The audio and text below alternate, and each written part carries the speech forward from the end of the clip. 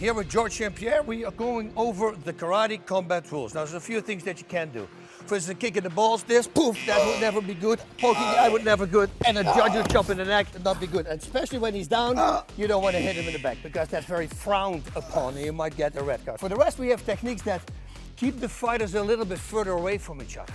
What I'm trying to say is this, with low kicks, normally a low kick to the thigh, you know you can come pretty close. But those low kicks out because you also don't have them in Olympic karate, but they have calf kicks. This way, the opponent is further away and you can see better the beautiful techniques that karate have. Now, we also allowed uppercuts though. That's where we started with. And now, something new to the rules, are knees. Roundhouse knees, front knees. Don't forget, you don't guard the same way when you have big boxing glove than when you have small glove.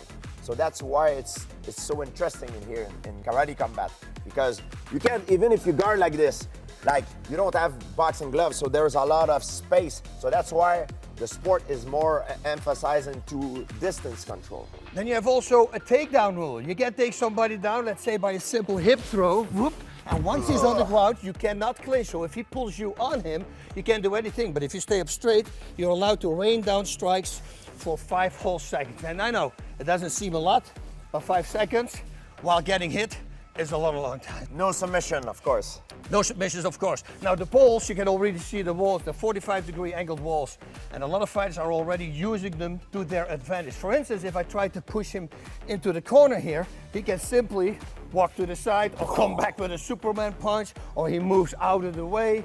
I mean, he can use the walls to his advantage. Now, if you're falling against the wall, this is not considered a down. That means I can do anything I want, but I have to watch out because he can do as well. What we were thinking about, the best thing would always be to simply sweep the leg and then go for the 5-second ground and pound. I think that would be the best thing to do in that particular moment. 100%, 100%. You have to protect yourself all the time because you're never safe in here. The pit will determine who's the best fighter. It really is, and it's hard. You have to have pit awareness now. You have to watch out because we were talking about it before. If you're moving backwards and you don't know that here is the pit, you might trip. And once you trip, opponent can take advantage of that. So all the time you need to be aware exactly what spot you are. 100%. You have to master your environment. And that's what martial art is all about. That's what karate is about. That's why there is a pit, because nobody is in its comfort zone. It takes everybody outside the comfort zone, and like that, we can figure out who's the best karate fighter.